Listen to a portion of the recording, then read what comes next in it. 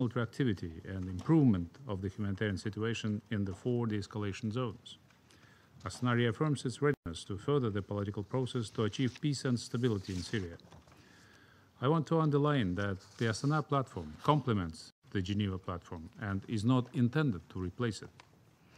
In searching for an exit strategy, a regional approach should be considered as a very effective method in mitigating the situation and preventing further deterioration. Kazakhstan therefore calls on all Middle East and Gulf states to join the guarantor countries in ensuring that the ceasefire regime is respected and observed by all parties. In order to witness further progress, it is important to continue supporting the objectives and gains of the Astana and Geneva negotiations and of the 3 guarantors. The humanitarian situation is grave and deserves our merit. Kazakhstan highly appreciates the activities of humanitarian personnel of the UN in Syria, namely the Office of Coordination of Humanitarian Affairs, the World Health Organization, and the Syrian Arab Red Crescent Society. We call on the Syrian government and neighboring countries not impede the access of humanitarian assistance to refugee camps, and we urge Syria to open humanitarian corridors to the besieged areas. Following a comprehensive review by the United Nations, we were pleased to learn that their resort and 93,500 people in the city are being removed from the list of those besieged. 419,920 people still remain besieged in 10 locations across Syria. We encouraged about the UN humanitarian personnel as OCHA, SARC, and the World Food Programme's delivery of humanitarian aid to their resort via land for the first time since earlier this month. For the safe withdrawal of civilians from the war zones and protection of civilians should be the primary requisites in all operations. We support the USG Mark Lowcock visit to Syria in near future to see the situation on the ground for himself. The parties to the conflict and the countries supporting them should agree on the release of detainees, hostages, the transfer of the dead, the exchange of information on missing persons. Finally, Mr. President, the Security Council must fulfill its statutory duties by taking more effective and collaborative measures to resolve the Syrian crisis as soon as possible. I thank you. I thank the representative of Kazakhstan for his statement. I now give the floor to the representative of the Syrian Arab Republic.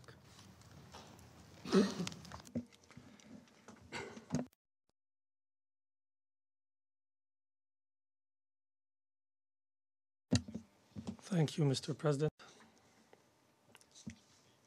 Allow me, in the beginning, Mr. President, to congratulate you for assuming presidency of the Security Council for this month. I also congratulate you on your success in leading the deliberations of the Council.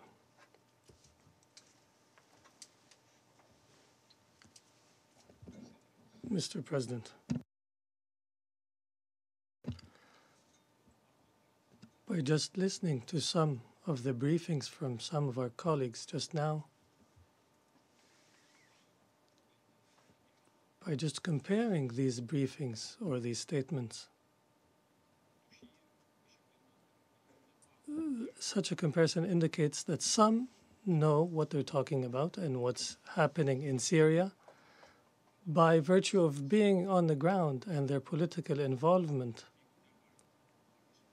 in following the developments and the situation in Syria, while some others who have spoken are not on the ground and do not know what's happening in Syria, and are primarily basing their statements on media fabrications and intelligence information that present an image that what's happening in Syria is not related to counterterrorism, and that there's a humanitarian crisis caused solely by the Syrian government. This comparison is very important as I begin to speak, so that some colleagues become aware that 7 years into the terrorist war imposed against my country, it is now time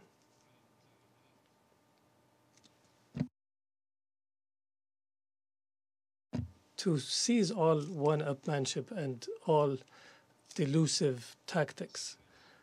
Mr. President, I have very carefully listened to the briefing by the new Undersecretary General for Humanitarian Affairs, Mr. Mark Lowcock, and I wish him all the success in implementing his noble mission as the head of OCHA. I assure him here that we are most ready to cooperate with any sincere effort to address the humanitarian situation in my country, so long as the purpose is assisting the Syrian people without seeking to exploit the Syrian people's pain for interventionist agendas. The Syrian government, since the beginning of the terrorist war against my country, has continued to cooperate with the United Nations and its different agencies to deliver humanitarian assistance to the people who need them, based on the governing principles of humanitarian work, particularly General Assembly Resolution 182/46, at the head of which is the respect for Syrian sovereignty, which has been upheld by all Security Council resolutions on Syria. The issue of sovereignty is extremely important, dear colleagues, because some forget when they speak the issue of sovereignty. And in all friendliness and love, I tell our colleague, Mr. Mark Lowcock, that he has committed this mistake today when, in his statement, he has not mentioned at all cooperation with the Syrian government, as if the OCHA is cooperating with ghosts in Syria and not a government. Mr. President, we believe it is now time, after the Secretary General Report number 43 on the humanitarian situation in Syria, to move from a state of denial to recognition that the root cause of this crisis in my country is the emergence and proliferation of armed terrorist groups, at the forefront of which is Daesh and al-Nusra and their affiliated groups. And the summoning of tens of thousands of foreign terrorist fighters and their spread in all neighborhoods and villages and taking civilians there as humanitarian shields and promoting barbarian ideologies.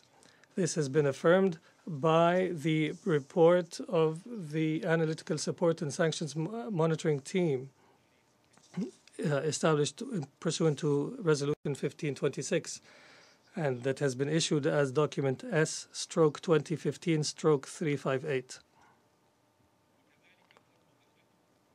Also, some states have imposed, in blatant violation of international law, unilateral, arbitrary economic measures against the Syrian people, which has led to hardship of life and exacerbation of their suffering in all areas: economic, social, humanitarian, and health-related. My colleague, the ambassador of the United States, has just said that her government has allocated $160 million to spend on Syrian refugees in neighboring countries. Would it not have been better that these amounts be used to return the refugees to their home nation, Syria, to rebuild schools and hospitals and roads, instead of pressing to keep them outside Syrian territory? Mr. President, we have met a few days ago with Mr. Lowcock, and we conveyed to him very clearly the concerns of the Syrian government and its observations on the performance of OCHA during the recent period, based on our hopes to build a transparent and professional relationship and objective relationship that leads to achieving our objectives and your objectives, which are to assist the Syrian people in fulfilling their needs and to provide assistance to everyone who needs it, and to rehabilitate infrastructure so that refugees and displaced persons can return to their homes after stability is restored by the efforts of Syria and allied countries. The relationship that we hope to achieve with the United Nations and its humanitarian agencies are, one, this relationship is first a legal relationship that respects the governing principles of humanitarian work. Second, it's an ethical relationship based on the non-politicization of the humanitarian situation, and not to exploit it as a means to exert pressure on the Syrian government. Third, a relationship of partnership and cooperation where we recognize the efforts of the Syrian government to deliver assistance and the barriers that obstruct the delivery of assistance. A realistic relationship that recognizes that the real reason behind Syrian suffering is international terrorism, in addition to the unilateral, arbitrary economic measures imposed by the United States and the European Union and other countries against the Syrian people. Fifth, a credible relationship that recognizes that illegal actions of the international coalition are increasing the suffering of Syrians through killing thousands of civilians and destroying infrastructure. A credible relationship that recognizes that suspicious sources cannot be relied upon, or sources related to terrorist organizations in assessing the situation in Syria. Fifth, a relationship that rejects treating Syrian pain as a commodity, that recognizes that donor conferences are just for show, and that refuse the exploitation of donor countries this humanitarian situation. The proportion of delivering assistance pledges has not increased to over 33%.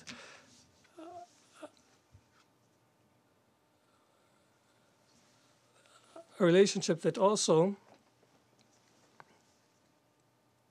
denounces the connection of Syria's political work with the financing of the humanitarian response. Mr. President, American aircrafts have struck a school for disabled students, and I suddenly now find accusation against Syrian Air Force that we have attacked the school in the same area.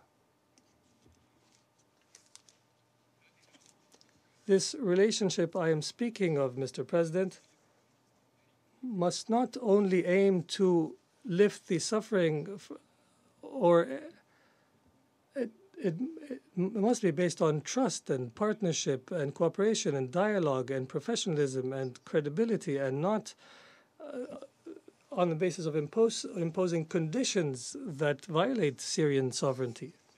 Mr. President, the Syrian government has not spared efforts since the beginning of what we call the crisis to be involved in any sincere effort to improve access of humanitarian assistance. By example, my country has recently accepted and approved the resident coordinator's proposal to establish a mechanism that includes the Syrian government and the Russian Federation and the United Nations to promote coordination between the active parties in the humanitarian scene in Syria as part of the humanitarian response plan and as per the joint convoys plan, and also to review and implement measures to deliver assistance to the de-escalated zones. And this mechanism has held its first meeting in Damascus on the 19th of September. The Syrian government stresses the importance that humanitarian assistance not be limited to de-escalated zone, to destabilized zones. They must also reach areas liberated by the Syrian Arab Army and its allied forces, particularly in Deir ez-Zor and eastern Aleppo and other places. We appreciate here very much the important assistance provided by the government of the Russian Federation and the Islamic Republic of Iran. Some want to fight Iran in Syria and to fight our allied forces, the forces allied to us in Syria. This is defaming, and it violates international law and the UN Charter. Mr. President, I've also listened to the briefing by the Special Envoy, Mr. Stefan de Mistura, and I would like to say here that the Deputy Prime Minister and the Foreign Minister has affirmed days ago before the General Assembly that the policy of the Syrian state has been based since the beginning of the terrorist war against us on two pillars. They are counterterrorism and working diligently and consistently to achieve a political solution that ends the bloodshed and restores stability, and to continue the national reconciliations that have proven successful and that have allowed thousands of displaced persons and refugees to return to their homes, and that have contributed largely to improving the living conditions of large numbers of Syrians who have suffered too much from terrorist crimes. The Syrian government has demonstrated seriousness and commitment to the two processes of Astana and Geneva, and we have attended 7 rounds in Astana and 7 in Geneva. And some still say that the Syrian government is not serious about the political process. So what have we been doing for 7 rounds in Astana and 7 rounds in Geneva?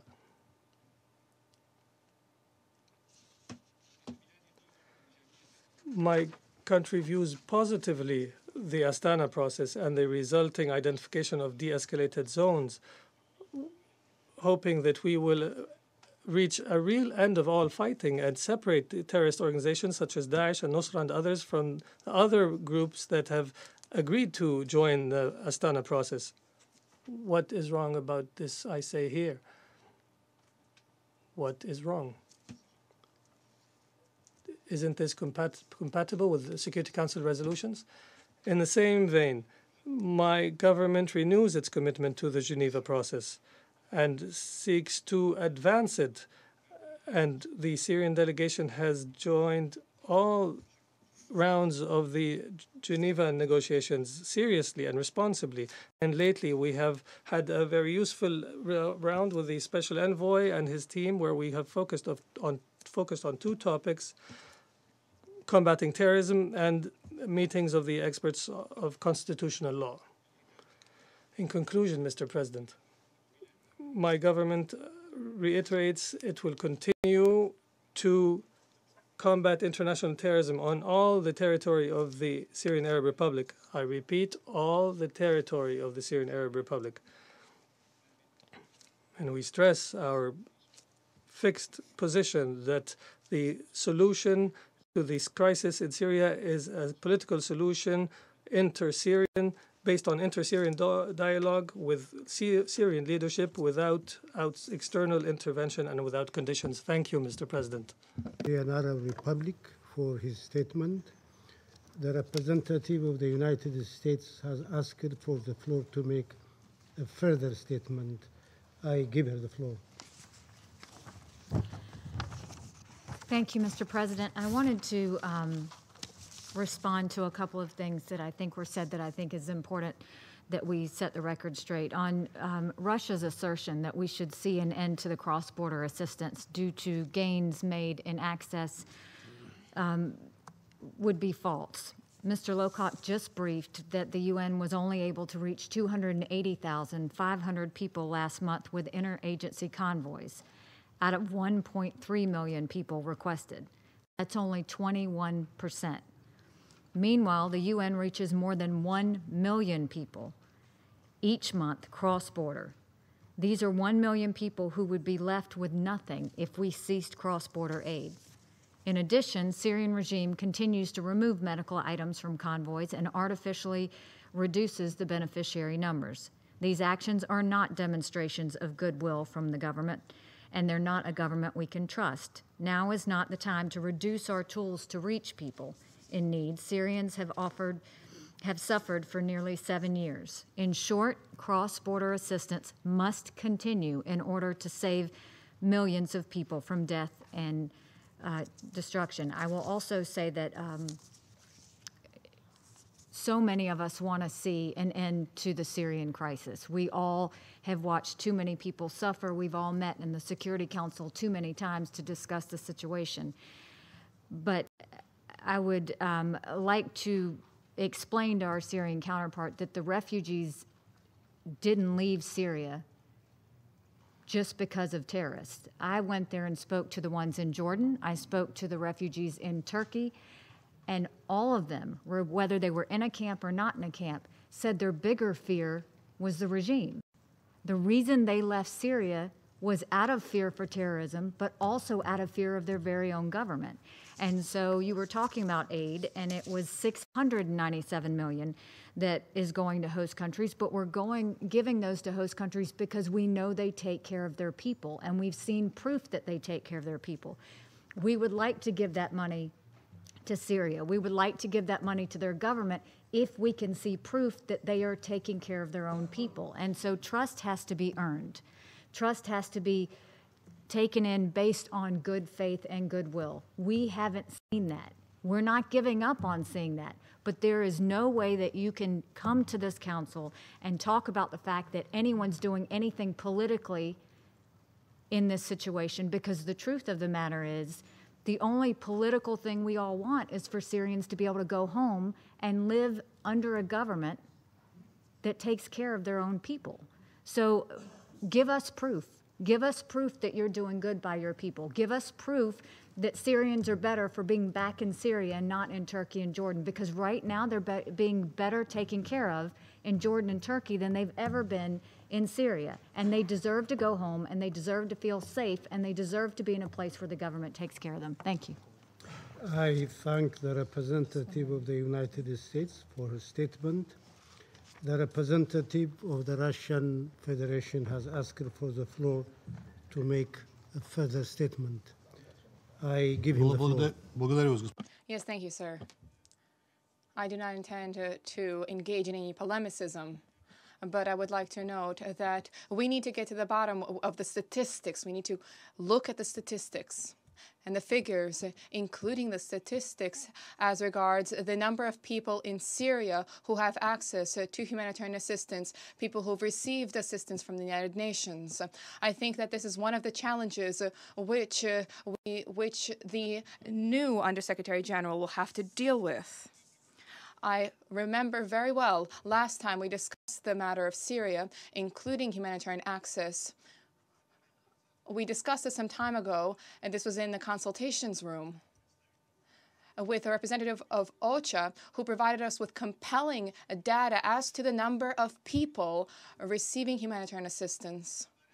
Thanks to assistance provided by the government of the Syrian Arab Republic, and not hundreds of thousands of people. We're talking, unless I'm mistaken, 5 million people received assistance thanks to OCHA cooperation with the government of Syria. I do not wish to dispute the figures or engage in a dispute about the figures, but I'd like us to get to the bottom of the figures. And I would like to ask that Mr. Lokak address this matter. Let's tune our watches or harmonize our watches, so to speak, on this matter. Thank you. I thank the representative of the Russian Federation for his statement. The representative of the Syrian Arab Republic has asked for the floor to make a further statement. I give him the floor. Thank you, Mr. President, and I apologize for requesting the floor once again.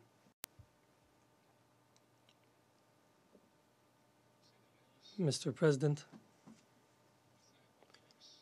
WikiLeaks documents, the scandal of WikiLeaks, has revealed the intentions of the United States government to overthrow the regime in my country since 2006.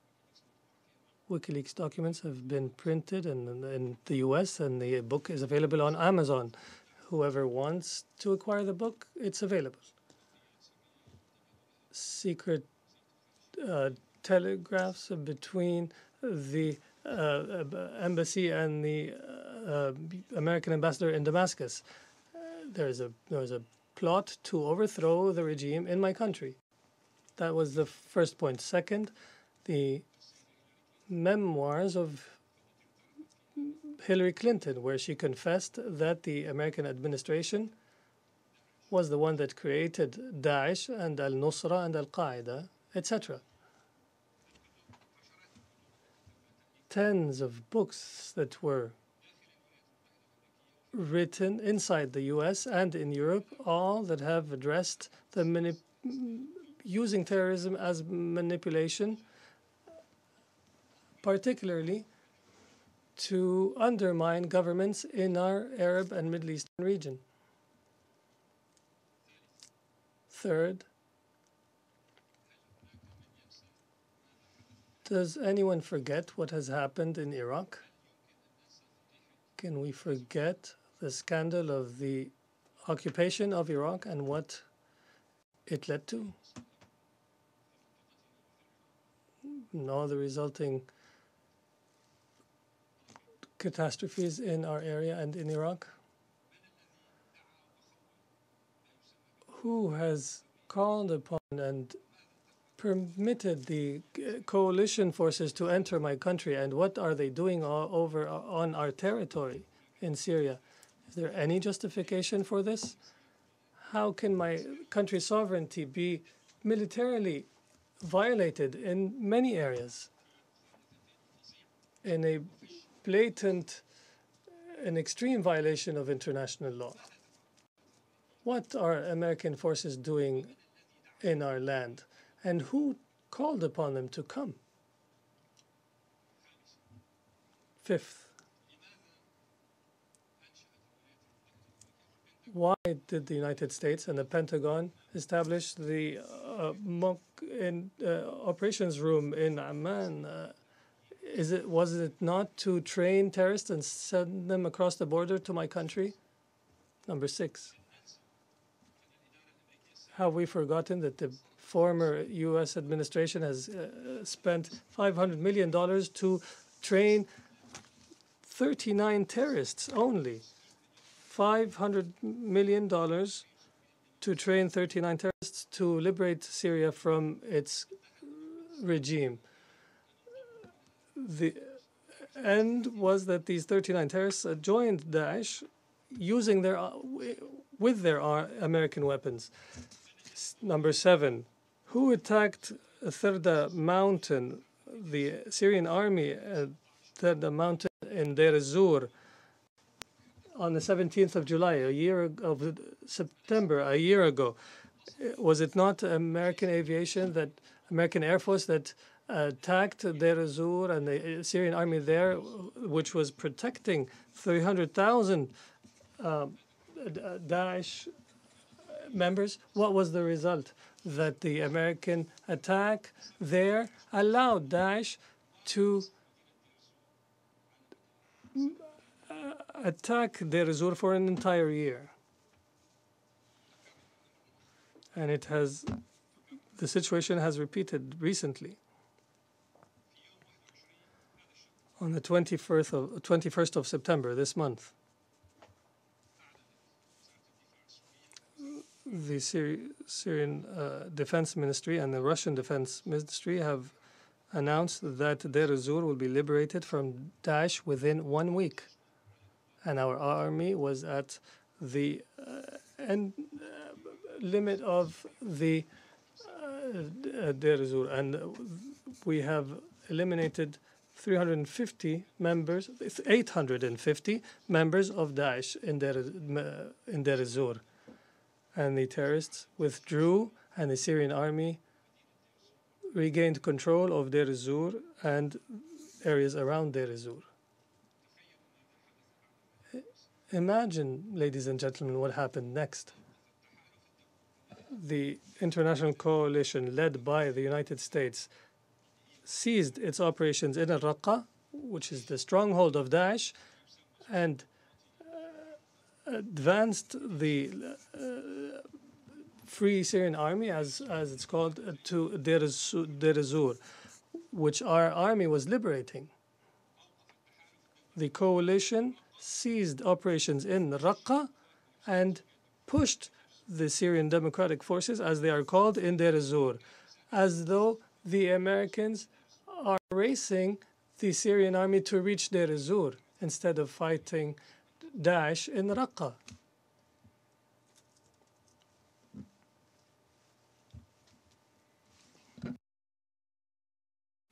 There were aerial images captured by our allies and friends, the Russians, that reveal relations of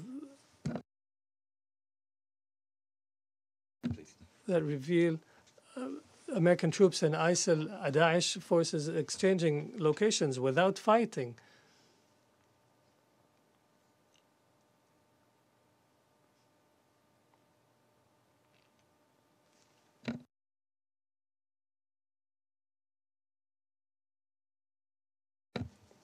What I want to say after this intervention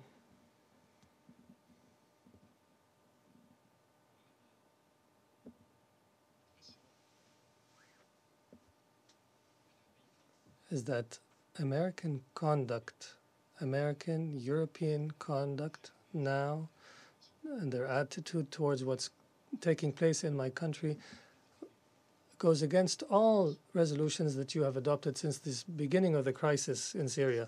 All relevant resolutions on Syria and counterterrorism have been violated.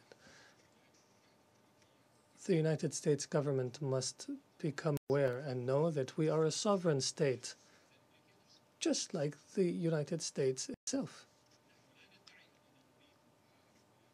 We do not claim a desire to fight the United States, but we want the United States to change its erroneous policies towards my country. What benefit is it for us as a Syrian people that millions of us remain outside the country? My colleague said that the Syrians have fled the practices of the Syrian government, and I now say before you all that the Syrian government wants the host countries to return the refugees to our country. And for millions of Syrians to return with dignity, we must lift the unilateral sanctions so that these millions find opportunities and a dignified life, instead of keeping them in neighboring states. This is the meaning of what we always say, that the Syrian government is being blackmailed through this situation and supporting what is called as a moderate opposition that is genetically modified, as we were saying with Mr. de Mastura. It's blatant blackmail. Political solutions are not as such. Political solutions must be based on our assistance as a government, not to work against us as a government and to exploit the humanitarian situation to apply pressure. Sorry, I have requested the floor again, Mr. President, and thank you. Representative of the Syrian Arab Republic for his statement. There are no more names inscribed on the list of speakers. I now invite Council members to informal consultations to continue our discussion on the subject. The meeting is adjourned.